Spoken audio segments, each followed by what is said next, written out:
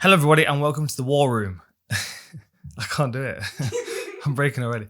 This one is for Jake Paul v. Ben Askren. I've caved to the pressure. I wasn't going to do it, but I kept getting requests across everywhere. So people are interested in this one. So I'll talk about it for a little while. Not too long, though, because I don't think the fight's going to last very long. Okay. First of all, Jake Paul, he's 2-0. He's had a fight against another YouTuber and a professional basketball player. He's a big dude. He's 6'1". He's got a 76-inch reach. He throws with intensity. He throws with intention to knock people out. He stopped two people, one in the first, one in the second round. So that confidence is now being backed up and bolstered by that. Ben Askren on the other side, 5'10", 72-inch reach, is smaller and has a shorter reach and is considerably slower and less powerful. Now, Askren's record in MMA is 19-2. He stopped six people in his MMA career with strikes. Obviously, majority of them, I think, maybe all of them were on the floor. So you've got to think, how is Ben Askren's experience as a fighter, I use that term very loosely, transferred over to a boxing ring? And I'm surprised, to be honest, because there's this like perception that because he's a UFC fighter and he was a Bellator and a one champion, that is going to somehow qualify him to step into a boxing ring and be equally as tough and durable. And it's just not the case. There are a lot of reasons why this is a rough fight and a risky fight for Ben Askren, is because obviously he was kind of memed by Masvidal, but to fight Jake Paul, even if it's not on his mind now, like walking out to the ring, you might realize that if he gets knocked out, this will be the biggest YouTube story of the month. That might start playing into his mind. I mean, that might be offset by the amount of money he's getting paid, because I would imagine it's a decent chunk. But at the same time, it's a rough situation for Askren. I mean, he retired from MMA. I think he had a double hip surgery. If not, he definitely had a single hip surgery, and he's just not. He's not a particularly athletic striker.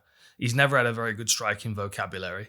But on the other side, you've got Jake Paul, who's relatively new to boxing, and has established a few things that he's quite good at already. I mean, it's a very basic understanding of striking, but his skill set's been refined. He's a young dude. He's 24, so he's in the physical condition to be able to pick something up and learn it and put it into practice. Like I said, he's 6'1". He's got a 4-inch reach advantage. He's knocked two people out in boxing now, so that feels familiar to him. And Ben Askren is kind of flat-footed. I mean, well, let me show you a couple of clips. So, what's the first clip? I think we'll find out in a minute. Here we go. Okay. This is Ben Askren MMA-wise. I mean, oftentimes he was chasing people down. He was reaching for them. He took punches in his MMA career, and he was known for being tough, and people couldn't stop him. And he did get tagged a few times. Obviously, he wasn't stopped until he was baptized by Masvidal. But because he's running onto punches and he's taking punches, it doesn't mean it transfers the same to boxing. And I know that obviously they're wearing bigger gloves and the rounds are shorter. And Ben Askren's a wily veteran, and most likely he'll be able to coast for a certain amount of time. But at any point, if he starts to fall into his characteristic of moving forward and reaching, he's wide open for that overhand of Jake Paul, the one that he's landed, both fights and hurt both of his opponents. And I robbed this off Seconds Out. I hope you don't mind. I just wanted a clip of this more recent open workout where he's hitting pads. And there are two things that I'm watching. Well, there are a few things I'm watching out for. One thing I'm watching out for is this back foot. I want to see how athletic that is. Oftentimes in his MMA fights, he's quite flat-footed and he plods, but he plods because he's expecting a rush so he can level change, so he doesn't mind his weight on his back foot. But in striking arts, really you need, I mean, if it's Muay Thai, front heel's widely used. But generally in striking arts, it's the back heel that's up off the ground and slightly turned towards the opponent as well, as opposed to completely side on, which you tend to see with a lot of wrestlers in MMA. So that's the first thing I'm watching. The second thing I'm watching is the position of his hands and the space around his head, considering what Jake Paul's weapons are. So, like I said, he's got the overhand. He uses that well going forward as well as moving back. He also cuffed, what's his name? Gibb, the first guy that he fought, cuffed him with a left hook into the ropes and hurt him early on. Quite basic skills, but he knows what works for him. He jabs his way into range and he comes over the top with a power right. And this space right here is what Ben Askren needs to watch out for, because it's very rare that his hands come up above his chin. His backhand tends to float actually around right underneath his chin, kind of guarding nothing but his like his collarbone. It's kind of a weird place to have it. I don't know why it's there. I don't know whether that's maybe a more comfortable position for him for whatever reason, but it needs to be here in this fight. He needs to be covering at least one of his two target areas, whether it's going to be the left hook, which Jake Paul does use particularly as a counter for someone moving forward, or at least in front of his face to kind of negate the jab coming right at his chin. But at this current situation, he doesn't do either. And the other thing I'm watching out for as well is this hand. It doesn't go, as I was talking about with Usman's jab, it doesn't go from here to here. It's not chambered, ready to fire. You can see the build-up. Here we go, look. See how he flicks his knuckles down and fires it out. And look at the back foot. Look how that kind of drags as well. And his padman's doing half of the work for him there as well. His arm's still bent. This is my concern, is that there's this perception that because Ben Askren was excellent at MMA, and if this was MMA or wrestling or combat jiu-jitsu or whatever, of course Ben Askren's going to smoke him. But this is a boxing match, and Ben Askren's not very good at boxing. And Jake Paul's a young kid that's dedicated the last few months of his life, the last 18 months, 24 months of his life to boxing. That's someone that could put a dent in an older, slower fighter like this that has never really had a good striking skill set to begin with. He looks cumbersome. He looks uncomfortable. The smartest thing for Ben Askren to do is to put pressure on Jake Paul conditioning wise. Kind of do almost like what Mayweather did to McGregor in the early goings of that fight. Just kind of coasted and let him play and journeymaned him a little bit, big brothered him, kind of hang on him and get away with what you can in the clinch, because obviously the referee's going to be wanting to break them up for action as much as possible. This is pay-per-view after all. You see what I mean with his hands? Makes me nervous. But, if you think those first two rounds are going to be where Jake Paul plans on doing his best work, that's where he's knocked his last two opponents out.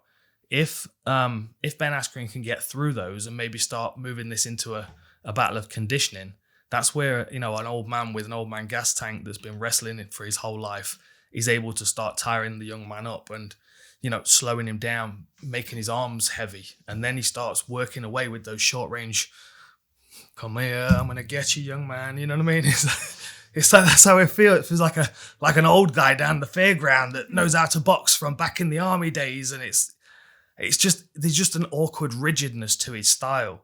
But if I try and find a way for Ben Askren to work his way into this fight, it's about being that fairground boxer, the guy that takes on anybody. And if you can hit him in the space of a round, then you win your money back, or whatever those games used to be. My granddad used to tell me about. He's got to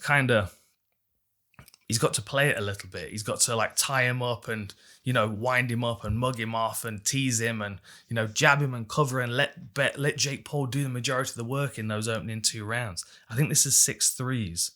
So, Ben Askren could quite easily make him work for 9 good, strong minutes and then start chipping away at him with that old school wrestling conditioning that he's got. And then his technique doesn't need to be any good. He can get close in and hang on his head and dirty box him and make it look untidy.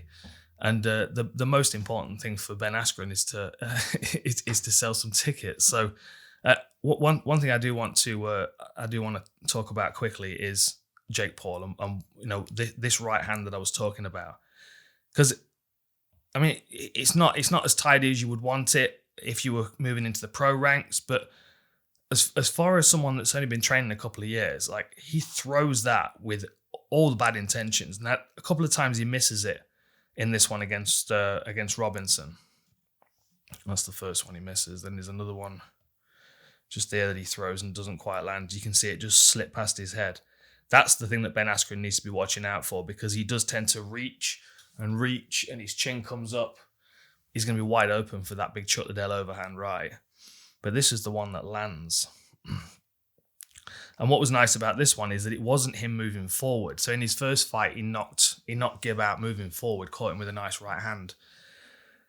In this one, he tested it a few times, but both times he'd thrown it, or I think 3 or 4 times he'd thrown it over Robinson's shoulder. Robinson was slipping quite well to the inside, to the outside of it.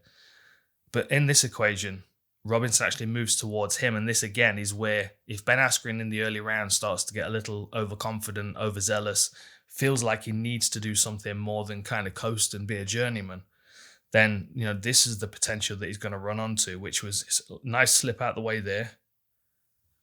Counter left hook, just misses him, but then he backs up and then he plants his back foot, and here's the right hand coming over the top. And this is a situation where Jake Paul's not only throwing with as hard as he can because his opponent's rushing onto him, but also his opponent's rushing onto him, so he's maximizing that impact that he's landing on him. Cameraman didn't keep up though. Hope we got someone new next time around. I mean, the thing is, it's like the first 6 months of jiu-jitsu. You feel like you've all of a sudden got this massive toolbox of skills that you can play with, and you're learning how to use them and getting excited. And when something lands, when you keep catching someone in a rear naked choke, then all of a sudden that becomes your thing for a couple of weeks. Like Jake Paul's got a couple of really good punches that he has to focus on in this fight. He's fit enough and strong enough to land them. We don't know what his conditioning's like, because obviously he's never been into deep waters, but that'd be my first question if I was Ben Askren. But he moves well, by comparison with Askren as well in the striking ranges. And again, this is a boxing match, it's a competition, and this is where Ben Askren needs to be the competitor and use his experience to his advantage.